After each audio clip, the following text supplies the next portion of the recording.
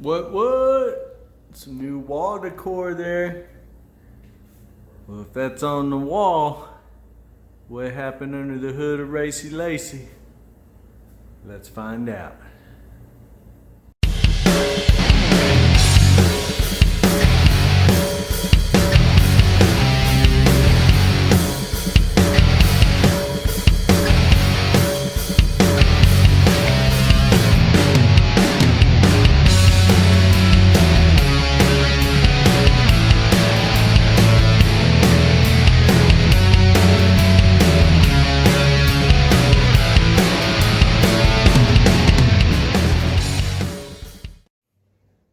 Alright, what's up YouTube? What's up Hammerheads? Vanhammer HP!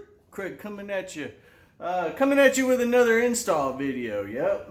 We're moving on from budget build here, and we've already showed you some of the goodies, but the goodie we're bringing today, you haven't seen yet. So we're going to go ahead and install that, get it put on there, and I guess just really see what the difference is from there. You know, so budget build, we went with the K&N high flow air filter. We did a little modification on the front bumper to increase the airflow in to the air box there. And with the high flow filter, we figured that would give it a little upgrade over the factory. And so that's what we've been running with. Well, today we're going to step that up a notch, and we're going to install a cold air intake. So anyway, should be a quick, easy install, hopefully paired good with that with the throttle body spacer that we already put on there. But let's get started on this cold air intake install. Let me show you what we got as far as what brand we went with and everything, and let's check it out. Yeah, so here it is, Airaid intake. That's what we're going with. I haven't completely unboxed it. I kind of just cut it open and kind of pilfered through it a minute. So we'll go ahead and take a look at what we got here. We open that up. All right. So we got our instructions here. And take a look at this. Now the Airaid cold air intake does not require a tune. So, and they provide a little dyno sheet here that says 16.5 horsepower and 11.9 foot-pounds of torque, without a tune and just hooking this up over base. So we would expect a little bit more with the tune. Of course, once we get this hooked up, we're gonna do some data logs and send that off to Palm Beach Dyno and let them make their adjustments to it from there. Oh, looky here, just to show you guys and give you a little update, we did contact the company. We ordered our pipes headers that are all still back here, all sealed up, and they did make a mistake in shipping, obviously. And here are the high flow cats that we got for that. So hopefully that install is coming soon. We're kind of just I'm really hesitant to do it on floor jacks. I just think it'd be easier, especially since it'd be a first install for me. I just really think it'd be easier to get it on a lift. So if I can confirm getting the use of a lift, if anybody knows anybody or can help me out there, I think it'd just be easier. So we're kind of just waiting on that for the install of them headers, because I know that's going to be a project. Anyway, back to where we were at here. Okay, there's our inlet tube. Let's see. Coupler, filter adapter. So our metal cover and plexiglass, which tells you what? That we went with an enclosed box cold air intake. I think the things that I've seen and things that I've read about, I think I'm more of a fan of an enclosed box as opposed to an open box. You know, I'm not going to go into details as to which one I think's better. Obviously, you know which one I think's better because it's the one I bought, but why I think which one's better and which one's not. Everybody has their opinions about them, but that's what I'm going with. Our accessories pack here. And then of course our big air filter. Out of the way, lay these pieces out. Let's get her installed. Alright, got all our parts laid out here. Pretty easy, simple install, straightforward. Airaid gives you, provides you some pretty good instructions on some pretty, on some full sheets of paper. They're not colored, but detailed enough that you should be able to figure it out. And like I said, it's pretty straightforward. So this is what we're going to be removing. This tube, the intake tubing here in our intake box. If you'll notice there on our new intake box, it is also going to include the area here that tubes down into the ram air type system, if you want to call it that, that comes in from the grill there. Alright, first what we're going to do here, we're going to remove the battery cover. These little clips here. We got to get in there and disconnect the negative terminal there. A couple of these little plastic clips. Just be careful when you're taking them out. Don't drop them down in the engine bay. Pop this little cover up. Now we have our hood strut thing here in the way. So if you remember way back, that's why you make that little cut there. Alright, your battery terminal bolt here is 10 millimeter. Loosen it up. Alright, next we're going to do the strut tower brace. 15 millimeter.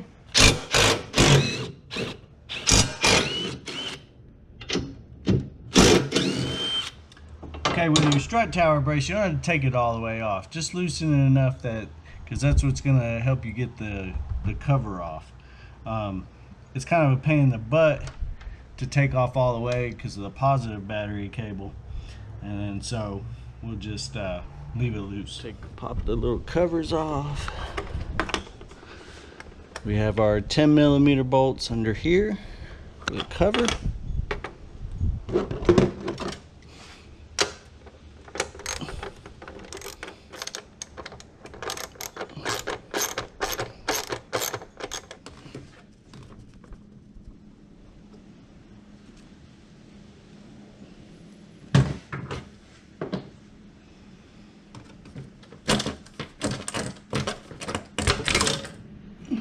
It might be the last time we see this.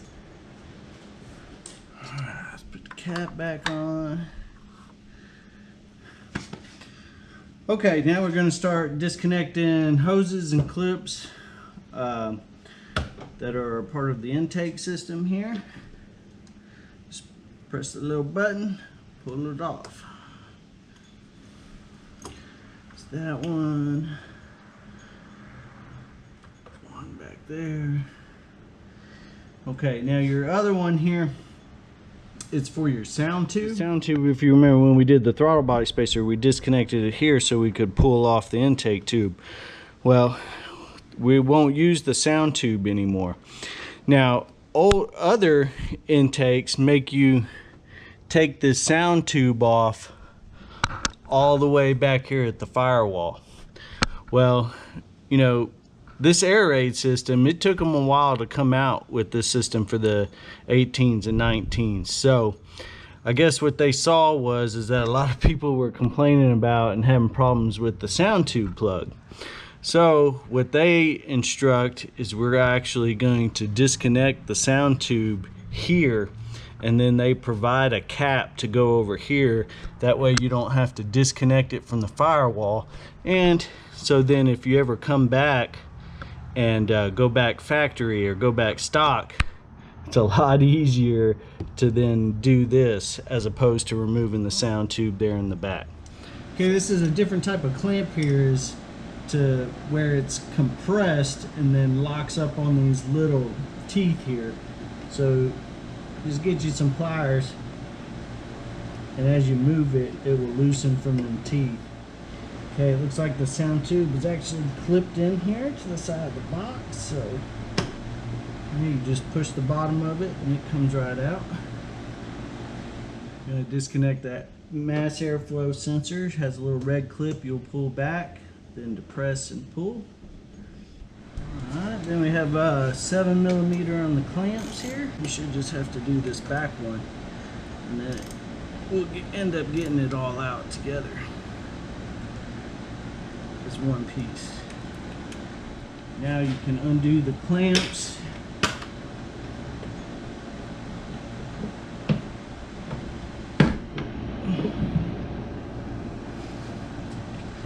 And all this should come out as one piece. There you go, that's what it should look like. It's a 10mm for the airbox screws. If I'm not mistaken, I think it's just one bolt.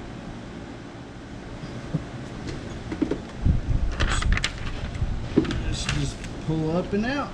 Comes out super easy. Alright, so now we're going to move on to the actual preparation of our pieces here. Okay, it says first up, this is take your filter housing. We're going to install the filter adapter. Alright, each screw comes with a washer. Just throw the washer on there. Each screw, they have a Allen wrench tops on there, so you'll need an Allen wrench or an Allen bit. For these, you do want to be careful if you are using a drill of some type to not over tighten these, because it is metal fittings inside there that you're screwing into that are molded into the plastic, so if you pull those out, it won't be good.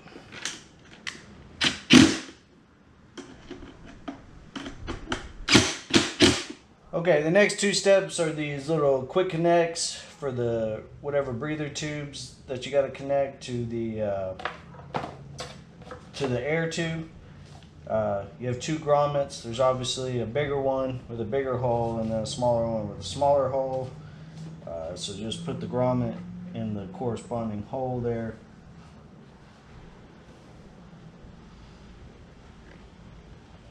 Then insert your tube to the corresponding hole. Just go in pretty easily. Alright, now we got to remove the mass air sensor from our factory, and we're going to move it over to our new one. Probably a T20. Yeah.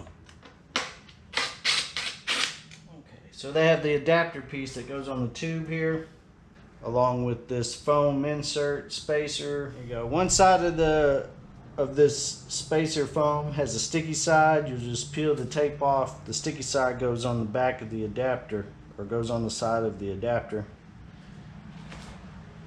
Then we'll line the holes up here.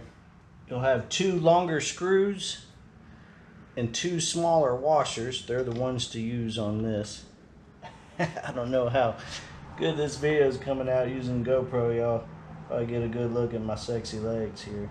Let's get them started by hand. Gotta get this lined up just right, or the screw doesn't like to go set in there right. You definitely don't want to strip that. Now we can move on to the mass airflow sensor.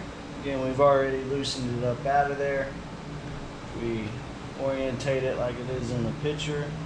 The metal flashing goes up, which is the only way that the screws will line up. And then your two smallest screws from your kit here. So you're not going to reuse the factory screws on this. Now back up to the car, we'll install our box. One thing in the instructions, I just scanned over them real quick and I didn't see it, but there's the rubber grommet that fits on this side. Okay, that may come up when you take the box out. Probably does come up with the box, but that actually goes back down on here so your box can sit in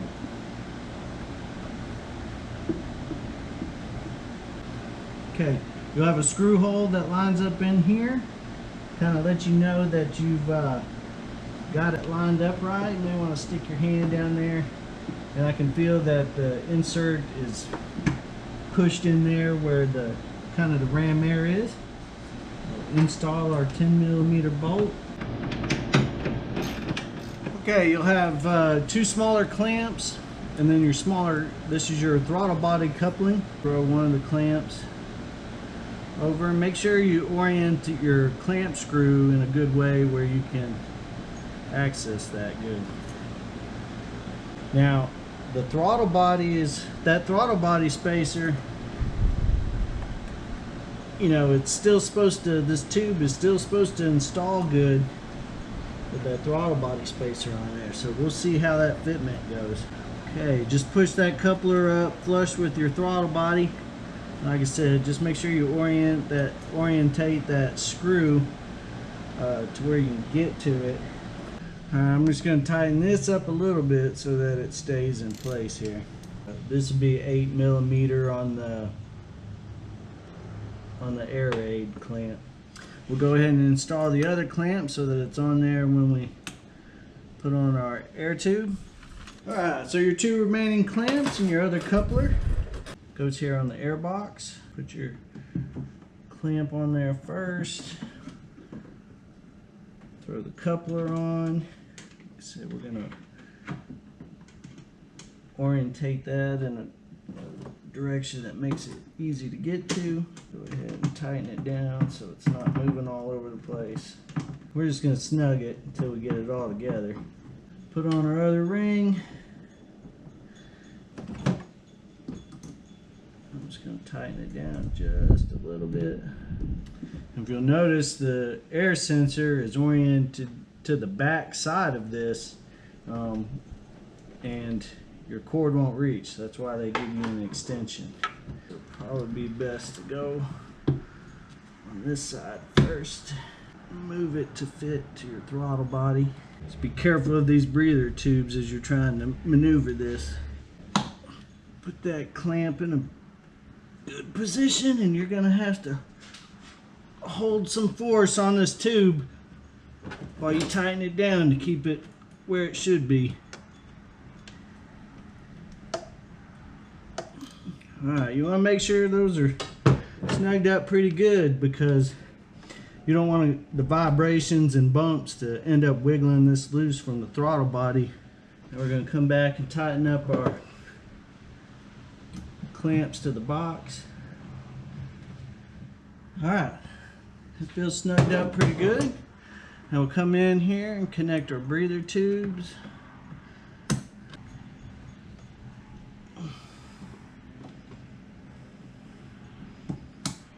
Mass airflow extension.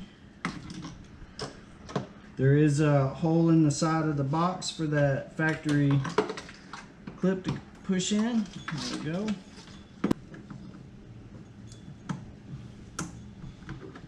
Alright, next we're fitting the filter.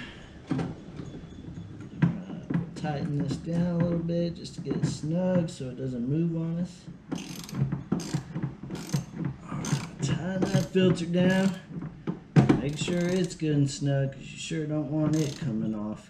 Alright, we'll give you just a quick look here. That's what we're looking like. Pretty clean install. Just wanted to give you a little look here before we put the cover on.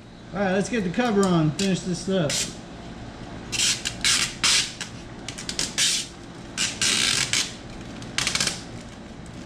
Give you this pretty clean aluminum finish here. Hand start the remainder of our screws here to get this screwed in. Come back, tighten it down. Alright, so for some reason, this last screw is not wanting to go in here. Of course, one of these has to be screwed up. It goes in at first and then it stops, and you can see that the bolt or the screw then tilts. The threads in this got messed up somehow. And I have a tap and die set. All these taps I got over here, and I gotta have, and this one has to be the one I don't have. This eats me up, man. Alright, so I guess we're gonna get her together, and I'll have to go buy that tap. I think it's a 6 by 1.25, and I only have a 6x1. But that also goes to show the importance of putting these screws in by hand first, because if I'd have put that in there with the drill first, it would have messed this all up. Okay, so the almost finished look. We're missing that screw, but we'll see if we can fix that. So we're gonna tighten up our brace tower there. I'm gonna leave the engine cover off. Yep, I guess we're going with that, because with this particular one, it will sit over the top of this, but it just doesn't look good. So I think it's time for the engine cover to come off, maybe become a wall decoration or something. We'll reconnect our battery. Everything's good to go. Always go back, make sure you check all your connections here. Everything's lined up. Make sure all your red tabs are locked into place. You know, that's pretty solid. It's not moving anywhere on either side. Make sure your oil cap's back on. Okay, so tighten up the 4 bolts, put our battery cable on, then we'll come back at you. Maybe we'll give her a start up and see what we think here.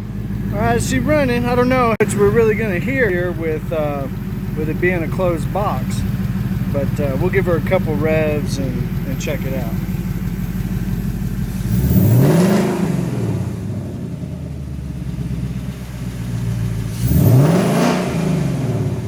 Ooh, you can hear it sucking in that air.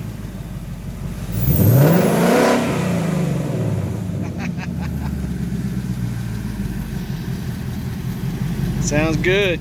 All right, we're just gonna give her a run real quick. We did just real quick, we did our idle and we did our step revs. We're gonna run out, do our watch or wide open throttle, and data log it, send it out to Palm Beach. Unfortunately, I looked around, and unfortunately that 6x1.25 I guess tap is not a very common tap, and so I had to order one offline to get one to come and clean up the threads there, to be able to put that last screw in the intake box. It never fails, man. That always seems my luck whenever I try to install something easy as that cold air intake, which was super easy, something so easy, and of course something's got to mess up and not work right. But anyway, we're gonna run out here, get that watt, and then I'll come back and maybe tell you if I feel anything different, and we'll finish it up there. Woo, all right, hammerheads, let me tell you something. Cold air intake. Let me tell you what, cold air intake is the way to go. There was a significant throttle difference, I thought, throttle response. And to me, just on this 91 octane tune, I felt like you could feel a power difference in it. Anyway, we got our data logs for that. Hopefully, maybe hit the drag strip this weekend. We'll see. We have one more suspension mod coming up. I wanted to try this out before we go back to the track. Since we were still slipping a little bit, I wanted to see if this would give me a little extra grab on the tires. Also, I've done a little more research on smoking the tires. We have the addition of the throttle body spacer, which I know isn't that much, but now coupled with the cold air intake, hopefully the cold air intake gives us a little more power. Hopefully we'll see some better times. Hopefully with the suspension mod that will be coming up in the next video, we'll be able to nail them 60 foots. We'll stick, we'll run, and we're just going to take everybody out, man. So until then, drop the hammer. Peace. Do it.